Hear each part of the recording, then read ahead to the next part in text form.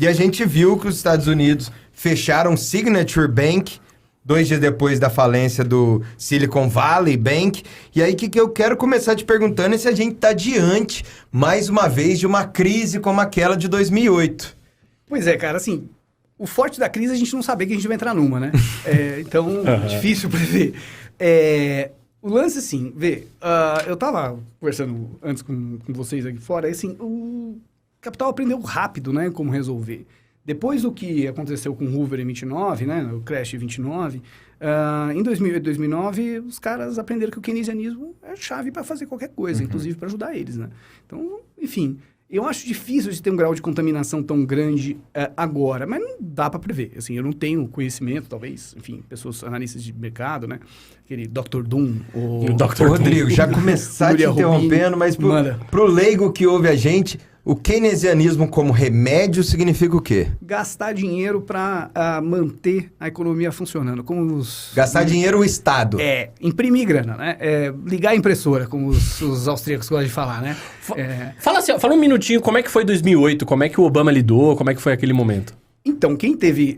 a Bush sobrou pro Obama, mas quem começou o processo foi o Bush, né? O que terminou acontecendo é que, quando estourou a óbvia bolha, né, de financiamento imobiliário americano, óbvio agora, né? Fácil agora já foi. Mas os Estados Unidos imprimiu dinheiro a dar com pau, né? Na verdade, assim, meus dados acho que são 930 bilhões de dólares só na primeira semana de ação do Tesouro Americano. Né? E essa é a lógica, né? De você ter dinheiro para dar solvência para o próprio mercado, né? Para todo mundo ter grana para poder gastar e ter uma forma aí de manter a economia funcionando. O lance é que, diferentemente do Roosevelt, né? Lá no New Deal e, enfim, de tudo que se espera, inclusive no campo moral, né? Não teve nenhum tipo de trava. Então, esse dinheiro foi pagar a reforma de sala, né? Aliás, de andares inteiros de prédio, pagar bônus, bilhões de dólares. Esse problema do bônus foi muito grande, né? Muito grande. Foi muito grande. Porque, assim, tem muitos críticos, vozes da esquerda, né, cara, que fala que esses resgates dos bancos, assim, dos chamados bancos muito grandes pra falir, né, too big to fail, eles, tipo, acabaram virando uma espécie de reforço, uma espécie de estímulo, vamos dizer assim, pra gastação desenfreada, né? Sim. Então, pô, como é que fica? Como é que a gente pode fazer isso? Então, de fato, eles são muito grandes pra falir, né?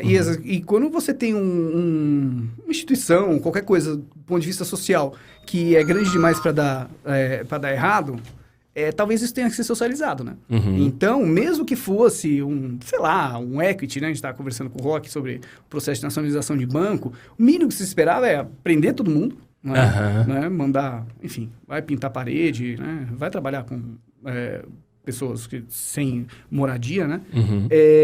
E, cara, reestruturar o sistema. Como foi feito na década de 30, né? Enfim, o Glass-Steagall Act, que o Roosevelt assinou, foi a lei que separou o banco de investimento e banco de correntista, né? Banco comercial. E, enfim, isso, na verdade, o Obama tentou fazer, né? Assim como o Biden tentou passar o pacote de infraestrutura inicial lá dos 1 tri de dólares e não conseguiu, o Obama também não, e com maioria no Senado e na Câmara americana, né? Quer dizer, o problema é muito mais sério, não é um problema de bipartidarismo. Existe uma mobilização do sistema financeiro norte-americano para que a música não pare de tocar, né? Como os caras gostam de falar. Né? E continue mandando grana para eles. Né? Ô, Rodrigo, te fazer uma pergunta que pode parecer imbecil. Mas imbecil, cara. Os bancos não são símbolo sempre do livre mercado e a gente vive vendo o banco precisando do Estado para acudir ele. Então, os americanos gostam de falar isso. O Chomsky fala muito, né? Aquele Robert Reich também, lá, Berkeley, fala muito. O socialismo para os ricos. Então, o lance é o seguinte, o banco, cara, é um fenômeno de mercado. E mercado, enfim, Elias Jabbour, um abraço, Elias, adora falar, né? É uma categoria histórica. Então, assim, um sistema de crédito, de adiantamento de dinheiro é meio que como o troço funciona, cara.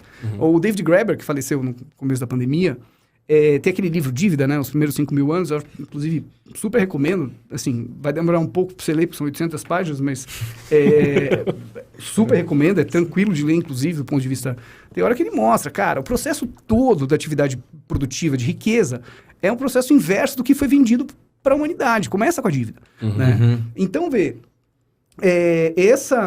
essa lógica do sistema bancário, alguém que forneça crédito, é meio que um dado da lógica comercial.